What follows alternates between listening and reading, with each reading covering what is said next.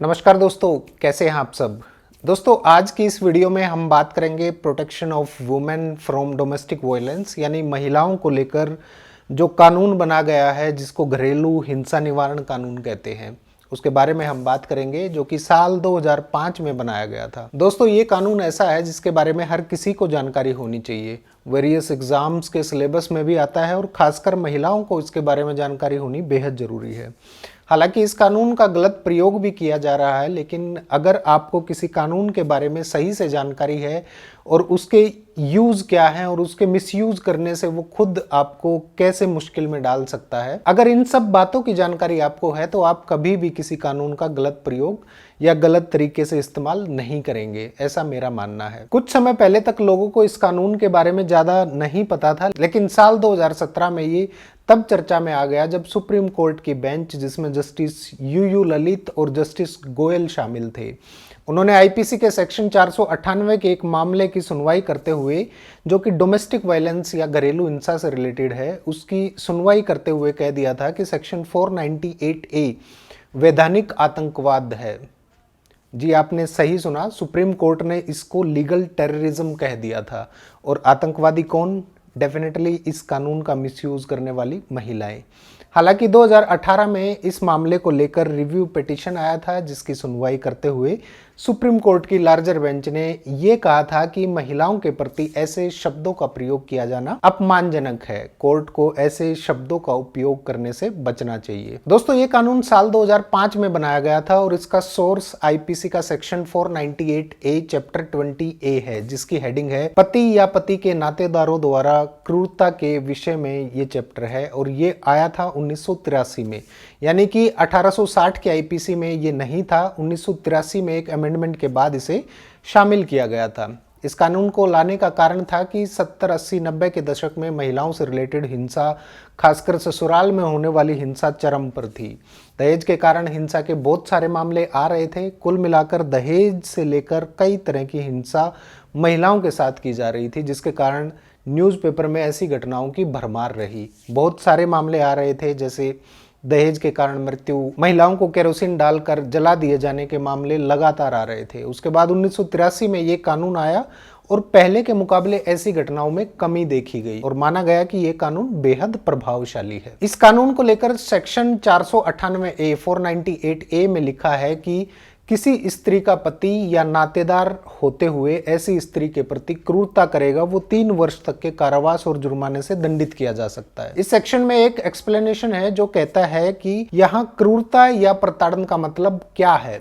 इसके बारे में पहला एक्सप्लेनेशन कहता है कि अगर किसी महिला के शरीर को नुकसान पहुंचाने वाली कोई बात, महिला के स्वास्थ्य को नुकसान पहुंचाने वाली कोई बात, या ऐसी कोई बात जो महिला को आत्महत्या करने के लिए उकसाने वाली है या मजबूर करने वाली है, तो ये क्रूरता कहलाती है। दूसरे एक्सप्लेनेशन में लिखा है कि ऐसी कोई बात जो महिला को तंग करने से संबंधित है। और तंग क्यों किया जा रहा है? ताकि महिला या उसका कोई नातेदार किसी ऐसी डिमांड या मांग की प्रतिपूर्ति करे, फुलफिलमेंट करे, जिसे हम दहेज कहते हैं। यहाँ पर जो पहला एक्सप्लेनेशन है वो घरेलू हिंसा के बारे में बता रहा है और दूसरा एक्सप्लेनेशन दहेज प्रताड़ना के बारे में बता रहा है। आपकी जानकारी के लिए बता दूं कि ये आईपीसी के सेक्शन 498A से 498 से ही निकल कर आता है और डोमेस्टिक वायलेंस एक्ट 2005 का मुख्य उद्देश्य है महिलाओं के संवैधानिक अधिकारों या कानूनी अधिकारों को संरक्षित करना और घरेलू महिलाओं को हिंसा से बचाना। अब बात आती है कि आखिर घरेलू हिंसा शब्द का मतलब क्या है। तो घरेलू हिंसा की परिभाषा सेक्शन 3 में दी गई है। घरेलू हिंसा का मतलब केवल मारना या पीटने तक सीमित नहीं है। इसको हम 4 प्रकार से डिवाइड कर सकते हैं, बांट सकते हैं, जिसमें पहली आती है शारीरिक हिंसा, जिसमें महिला को मारना, पीटना या किसी प्रकार का धक्का मारना, ठोकर मारना, दांत से काटना या कोई छीना झपटी करना या किसी भी प्रकार की शारीरिक हिंसा करना इसमें शामिल है।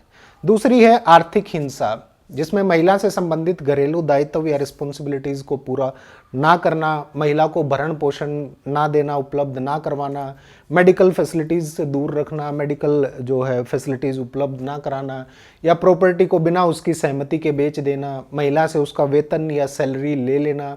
ऐसी कई बातें हैं जो आर्थिक हिंसा में शामिल हैं। एक बात समझ लीजिए कि अगर कोई महिला किसी प्रकार की अर्निंग कर रही है, कोई कमाई कर रही है, तो उस पर केवल उस महिला का ही अधिकार होगा। पति या ससुराल वालों का उस पर कोई अधिकार नहीं होगा। अगर किसी महिला की कमाई जोर जबरदस्ती से ली जाती है तो ये आर्थिक हिंसा होगी। अगर उसके पास कोई प्रॉपर्टी है जहां से किराया आता है, वो किराया ले लेना भी आर्थिक हिंसा की कैटेगरी में आता है। तीसरे प्रकार की जो हिंसा होती है उसे मानसिक हिंसा कहते हैं। महिला को किसी बात पर ताने देना, बात बात पर फब्तियां कसना, असम्मानजनक या अभद्र भाषा का प्रयोग करना, महिला का अनादर करना जैसी कई चीजें हैं जो मानसिक हिंसा में आती हैं। बच्चों को लेकर ताने देना। यहाँ आप लोगों की जानकारी के लिए बता दूं कि बच्चा पैदा करना या ना करना, कंसीव करना या ना करना, ये प्रत्येक महिला का फंडामेंटल राइट है और ये राइट आर्टिकल 21 इंडियन कॉन्स्टिट्यूशन में दिया गया है, जो कि उसके देह के अधिकार या शरीर की स्वतंत्रता के अधिकार में आता है। आप इन सब को लेकर किसी महिला से जोर जबरदस्ती नहीं कर सकते। अगर कोई ऐसा करता है तो ये मानसिक हिंसा में आता है।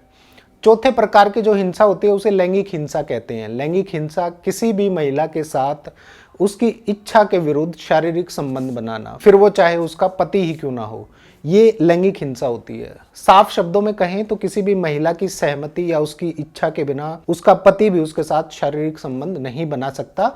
अगर बनाता है तो वो लैंगिक हिंसा होगा। दोस्तों, ये जो हमारा कानून है जिसको हम घरेलू हिंसा निवारण अधिनियम कहते हैं, इसमें कुल 37 सेक्शन हैं और 5 चैप्टर हैं।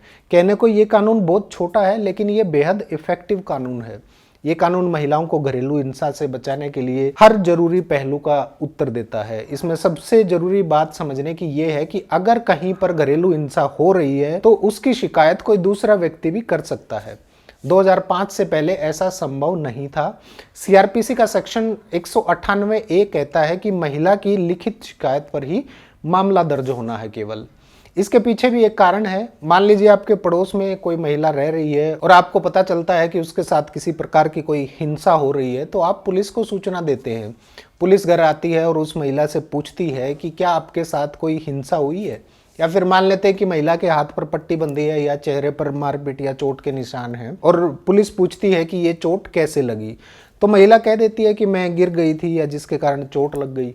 अब पुलिस ने कहा कि आपके पड़ोसी ने फोन करके बताया है। अब अगर वो महिला कह दे कि पड़ोसी ताक जाग करता है और मेरा जीना मुहाल कर रखा है, मेरा पति तो मेरा देवता जैसा पति है, वो कैसे मारपीट कर सकता है, तो ऐसे में पुलिस क्या एक्शन लेगी और किसके खिलाफ एक्शन लेगी। अब यहाँ पर 2005 से पहले की बात करें तो जिस आदमी ने फोन किया उसे 2005 से पहले कोई संरक्षण प्राप्त नहीं था।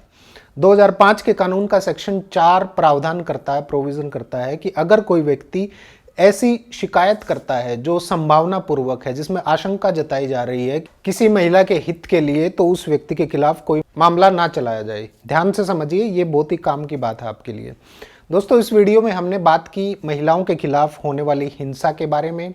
मैंने बिल्कुल स्पष्ट और सरल शब्दों में बताया कि वो कौन सी बातें हैं जो कानूनी रूप से हिंसा मानी जाएंगी और क्या किसी महिला पर हो रही हिंसा के बारे में कोई दूसरा व्यक्ति शिकायत कर सकता है।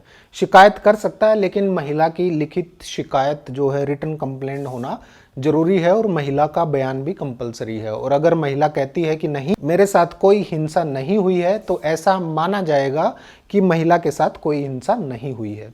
इस अधिनियम का भी काफ़ी हिस्सा बचा हुआ है जिसको हम अगली वीडियो में कवर करेंगे और बात करेंगे इस कानून से संबंधित सेक्शन और पनिशमेंट्स के बारे में। फिलहाल के लिए इजाज़त दीजिए, मिलते हैं अगली वीडियो में। नमस्कार।